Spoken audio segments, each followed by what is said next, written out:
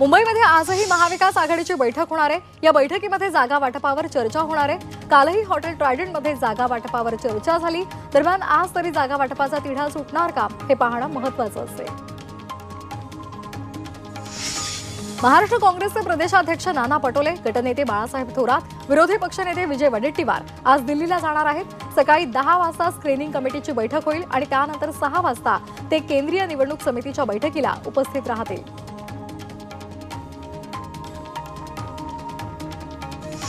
काँग्रेस नेते पृथ्वीराज चव्हाण यांची आज पत्रकार परिषद होणार आहे। साताऱ्यामध्ये पत्रकार परिषदेचं आयोजन करण्यात आलंय। दुपारी 2 वाजता ही पत्रकार परिषद होईल। मनोज जरांगे पाटील आज राज्यस्तरीय बैठक घेणार आहेत। अंतरवाली सराटीमध्ये ही बैठक पार पडेल। उमेदवार उभे करायचे की पाडायचे या संदर्भातला अंतिम निर्णय या बैठकीमध्ये होणार आहे। सकाळी 10 ते दुपारी 4 वाजेपर्यंत ही बैठक संपन्न होईल। पुण्यातील आंबेगाव शिरूर विधानसभा मतदारसंघात राष्ट्रवादी काँग्रेस शरद पवार पक्षाला मोठा धक्का बसण्याची शक्यता आहे। विधानसभेसाठी इच्छुक असलेले रमेश येवले हे तिसऱ्या आघाडीच्या संपर्कात आहेत आणि त्यामुळे रमेश येवले हे तिसऱ्या आघाडीकडून विधानसभेची निवडणूक लढणार असल्याची माहिती मिळते। मनसेचे युवा नेते अमित ठाकरे माहीममधून निवडणूक लढवण्याची शक्यता आहे। अमित ठाकरे यांनी माहीममधून लढावं अशी मनसेच्या कार्यकर्त्यांची इच्छा आहे। अमित ठाकरे यांच्यासाठी भांडूप, मागाठाणे आणि माहीमची निवड करण्यात आली आहे। सांगलीच्या मिरज विधानसभा मतदारसंघावर उद्धव बाळासाहेब ठाकरे पक्षानं दावा केलाय। काँग्रेसने ही जागा घेऊ नये, तसंच उपरा उमेदवार देऊ नये, अन्यथा शिवसैनिकांचा उद्रेक होईल असा इशारा ठाकरेंचे जिल्हाप्रमुख संजय विभूते यांनी दिलाय। लोकांनी असं ठरवलं की आपण शिवसेनेला माढा विधानसभा मतदारसंघात महाविकास आघाडीला झटका बसलाय। माढ्याच्या माजी नगराध्यक्षा मिनल साठे यांनी मराठा समाजाकडे उमेदवारी मागितली आहे। मिनल साठे या काँग्रेसच्या ज्येष्ठ नेत्या असून माढा विधानसभा लढण्यासाठी त्या इच्छुक आहेत।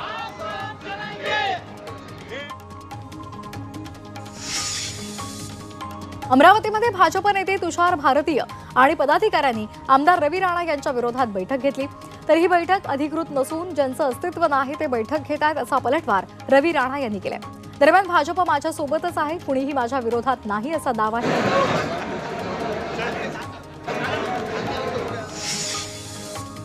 चंद्रपूरमध्ये महायुतीमध्ये बिघाडी झाल्याचं चित्र आहे। ब्रह्मपुरी मतदारसंघावर शिवसेनेनं दावा केलाय।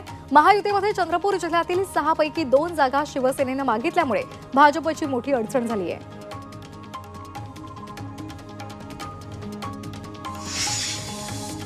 इंदापुरात उमेदवारी जाहीर होण्यापूर्वीच राष्ट्रवादी काँग्रेस अजित पवार गटाचे आमदार दत्तात्रय भरणे यांनी प्रचाराला सुरुवात केली आहे। मदनवाडीमध्ये देवापुढे नारळ फोडून पहिली घोंगडी बैठक त्यांनी घेतली आणि नीरा नरसिंहपूरमध्ये देवीला श्रीफळ अर्पण केलं।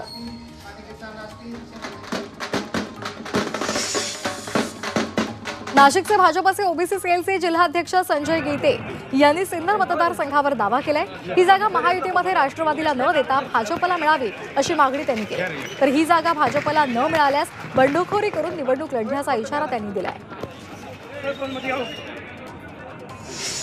वायनाड लोकसभा मतदारसंघातून प्रियंका गांधी 23 ऑक्टोबरला उमेदवारी अर्ज दाखल करणार आहेत। राहुल गांधी यांच्या राजीनाम्यामुळे वायनाड लोकसभेची जागा रिक्त झाल्यामुळे निवडणूक होणार आहे। काँग्रेसचे प्रभारी रमेश चेन्नीथल्ला यांनी महाविकास आघाडीचे ज्येष्ठ नेते शरद पवार यांची भेट घेतली। पवारांच्या सल्ल्यानुसारच पुढील रणनीती राहील असंही चेन्नीथल्ला यांनी सांगितलं। महाविकास आघाडीमध्ये कोणतेही मतभेद नसल्याचं त्यांनी स्पष्ट केलं।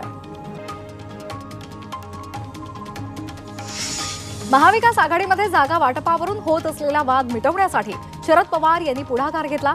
विदर्भातील तिढा असलेल्या जागांवरून काँग्रेस आणि शिवसेना उद्धव बाळासाहेब ठाकरे पक्षातला वाद चव्हाट्यावर आला होता। अशा परिस्थितीमध्ये शरद पवार यांनी स्वतः काँग्रेस नेत्यांशी चर्चा केली। शिवसेना उद्धव बाळासाहेब ठाकरे पक्षाकडून विधानसभा निवडणुकीसाठी 43 उमेदवार ठरले असल्याची माहिती विश्वसनीय सूत्रांनी दिली।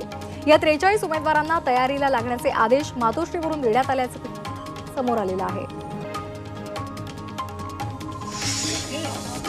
महाविकास आघाडीमध्ये जागा वाटप अंतिम झालं नसताना महाविकास आघाडीचा घटक पक्ष समाजवादी पक्षानं 4 उमेदवार जाहीर केले आणि त्यामुळे जागा वाटपाआधीच महाविकास आघाडीमध्ये बिघाडी असल्याचं पाहायला मिळालं।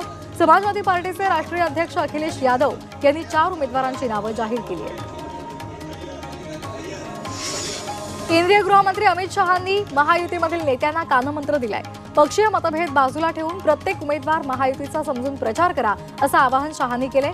महायुतीमध्ये बंडखोरी होणार नाही याची काळजी घ्या असंही शाह म्हणाले.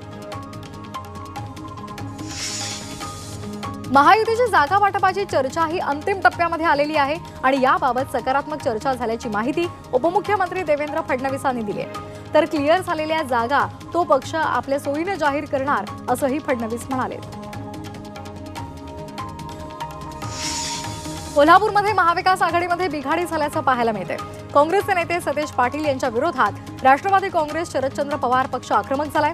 जागा वाटपासंदर्भात सतेज पाटील विश्वासात घेत नसल्याचा आरोप पक्षाचे जिल्हाध्यक्ष व्ही पाटील यांनी केलाय. जागा वाटपावरील वादानंतर खासदार संजय राऊत आणि काँग्रेसचे प्रदेशाध्यक्ष नाना पटोले खेळीमेळीच्या वातावरणात माध्यमांसमोर आले. संजय राऊतांनी मी नाना पटोलेंच्या डाव्या बाजूला असल्याचा मिश्किल टोला लगावला आणि त्यानंतर उपस्थितांमध्ये एकच हशा पिकला. नागपूरमध्ये केंद्रीय मंत्री नितीन गडकरी यांच्या घरी बैठक झाली. उपमुख्यमंत्री देवेंद्र फडणवीस, भाजपचे प्रदेशाध्यक्ष चंद्रशेखर बावनकुळे यांच्यासोबत गडकरींनी चर्चा केली. भाजपच्या उमेदवारांची यादी जाहीर करण्याची प्रक्रिया अंतिम टप्प्यात असल्याचं फडणवीसांनी सांगितलं. नवी मुंबईमधील भाजपचे नेते गणेश नाईक भाजपला रामराम करण्याची शक्यता आहे. त्यांनी शरद पवारांची भेट घेतली, त्यामुळे ते कमळ सोडून तुतारी हाती घेणार असल्याची चर्चा राजकीय वर्तुळात रंगली आहे. शरद पवार यांच्या भेटीमुळे नाईक स्वगृही परतणार असल्याच्या चर्चा सुरू झाल्या आहेत. भाजपचे नेते रणजितसिंह मोहिते पाटील यांनी राजीनामा दिल्याची सूत्रांनी माहिती दिली आहे. रणजितसिंह माढ्यातून निवडणूक लढण्यासाठी इच्छुक आहेत आणि यासाठी ते हाती तुतारी घेण्याची शक्यता आहे. रणजितसिंह हे वजनदार नेते विजयसिंह मोहिते पाटील यांचे पुत्र आहेत. अकोल्यामधील मूर्तिजापूर मतदारसंघात भाजपमधील अंतर्गत वाद विकोपाला गेलाय. विद्यमान आमदार हरीश पिंपळे यांना भाजपच्या कार्यकर्त्यांनीच विरोध केलाय. हरीश पिंपळे यांना उमेदवारी न देता पक्षानं नवा उमेदवार द्यावा अशी मागणी कार्यकर्ते करत आहेत. माजी आमदार सुभाष साबळे यांनी भाजपला रामराम ठोकलाय. काँग्रेसमधून भाजपमध्ये प्रवेश केलेले जितेश अंतापूरकर यांना देगलूर विधानसभेची उमेदवारी मिळणार असल्यामुळे साबळे नाराज आहेत. तर सुभाष साबळे तिसऱ्या आघाडीकडून विधानसभेमध्ये उतरणार असल्याची सूत्रांनी माहिती दिली आहे. पारनेरचे माजी नगराध्यक्ष विजय औटी यांनी शक्ती प्रदर्शन केलं. 2 दिवसांपूर्वीच त्यांनी राष्ट्रवादी काँग्रेसमध्ये प्रवेश केलेला आहे. पारनेरमध्ये राष्ट्रवादीचा मेळावा आयोजित करण्यात आलेला आहे. विजय औटी विधानसभेसाठी इच्छुक उमेदवार आहेत.